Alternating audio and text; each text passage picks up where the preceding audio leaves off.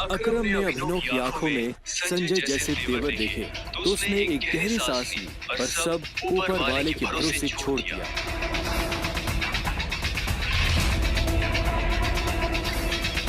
लगभग 1 घंटे के बाद बलराज अभिनव और अकरम के साथ अपनी प्राइवेट एरेना में आ गया था। ये वही एरेना थी जहां पर बलराज अक्सर लड़ाई किया करता था। उस बड़ी सी एरेना में उन तीनों के अलावा और कोई नहीं था।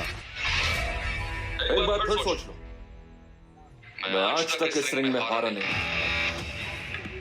तुम इस रिंग में आज तक इसलिए नहीं हारे हो बलराज क्योंकि तुम्हारा सामना आज से पहले संजय के बेटे टाइगर से नहीं हुआ था। तो अकरम मियां, किस पर दाव लगाओगे? मुझ पर या इस पर? बेवकूफों जैसी बात मत करो। हाँ, टाइगर के होते हुए किसी और पर दाव लगाया जा सकता है क्या?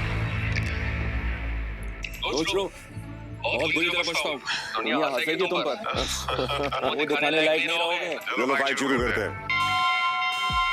अभिनव ने बलराज को ऊपर से नीचे तक देखा। वो देखने में भारी था और अभिनव उसके इसी भारीपन पर वार करने वाला था। दोनों के बीच लड़ाई शुरू हुई।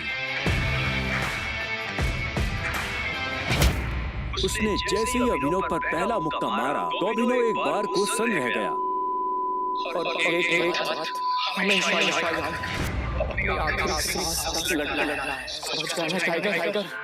किसको लेकर आ गए? ये हम पे राज करेगा?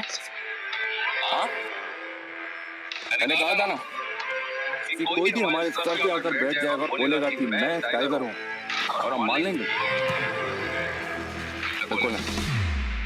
और उसका मुक्का अभिनव की नाक तोड़ता। उससे पहले ही अभिनव को होश आ गया और उसने अपना सर नीचे झुका लिया। बलराज का मुक्का खाली गया और वो पलटकर अभिनव को देखने लगा। अभिनव गंभीर था। उसे याद आ रहा था कि बचपन से ही उसके पिता संजय ने उसे लड़ना सिखाया था। बलराज को इस बार गुस्सा आया। वो फिर से तेजी से अभिनव की तरफ बढ़ा और अभिनव ने झुक करके उसके पैर पर लात मार दी। बलराज अपने आप को संभाल नहीं पाया। अरे बलराज, सरेंडर कर दो। क्यों अपना रिकॉर्ड खराब कर रहे हो? मैं बाहर किसी से नहीं कहूंगा कि तुम टाइगर से हार गए। बलराज एक के बाद एक अभिनव पर मुक्के बरसाना शुरू कर दिए। अभिनव ने अपने आप को उसके मुक्कों से बचाया।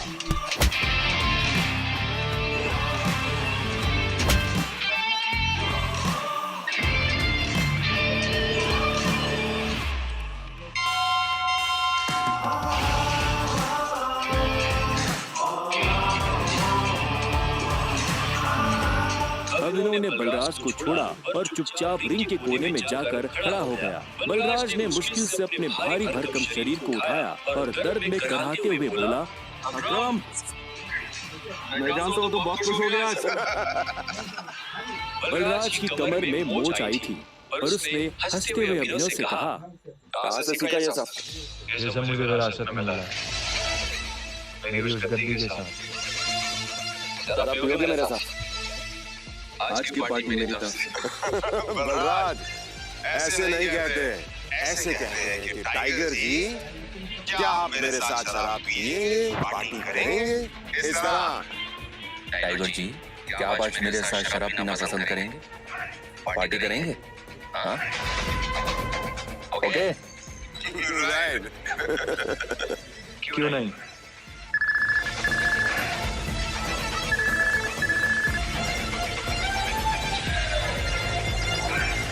देखो मेरे मम्मी पापा आ गए हैं। जो कुछ भी हुआ उन्हें सब पता चल चुका है। वो तुमसे मिलना चाहते तो तुम जहाँ भी हो अभी घर आओ। क्या अभी? हाँ तो इतनी हैरान होने की जरूरत नहीं है। जो किया उसे भुगतो। वैसे अकरम, मैं अकरम बलराज, तुम लोगों के साथ नहीं चल पाऊंगा। मुझे घर पहुंचना है। मेरे ससुराल, मेरे सास ससुर आना। ससुराल? हमारी शादी कब हुई? का विवाह बताओ। सब ठीक है ना? हमें मोंटी को बुलाकर बता देना चाहिए कि नहीं बलराज, अभी फिलहाल इसकी असली पहचान किसी के बाहर पता नहीं चलना और किसी को पता नहीं चलना चाहिए कि टाइगर लौट आया है। ठीक है? मॉन्टी जो कर रहा है उसे करने दो।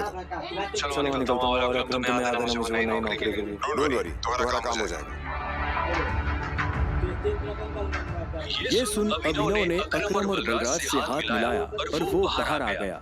उसने अपने जाने के लिए एक कैब बुक कर ली थी। टाइगर, ये लो, वही शराब है जो हमने होटल में दी थी। अपने सास ससुर को जाकर पिला देना, उनकी सास पुश्तों में किसी ने नहीं पी होगी। इससे प्लीज थैंक यू अकरम। तुम्हें भी वापस आकर हमारी उम्मीदें जिंदा करना।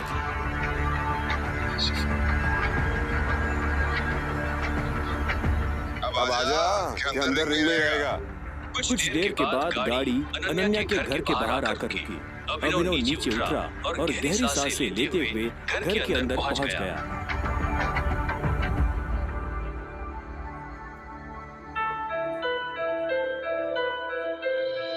नमस्ते मम्मी जी, नमस्ते पापा जी।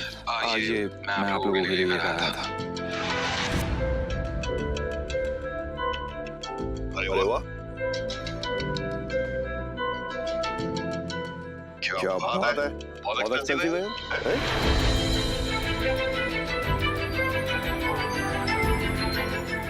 क्या कोई हुआ? देख, क्या तुम भी? मुझे तो लगता है ये बॉटल्स कैसे चोरी करके लाया। तुम्हें लगता है इसके जैसा आदमी इतनी महंगी शराब अफोर्ड कर पाएगा? और तुम ये सब क्यों लाए यहाँ पे? हमारी बेटी के साथ जबरदस्ती करने का तुम्हें रिश्वत देना चाहते हो तुम? चोरी की है शराब? सॉरी, लेकिन ना ही मैंने किसी के साथ जबरदस्ती की और ना ही कोई चोरी की। अच्छा, तो फिर मेरी बेटी के साथ तुम्हारा भूत सोया हुआ था? तुम ये सब इसलिए कर रहे हो ना ताकि तुम मेरी बेटी की जायदाद हड़प कर सको?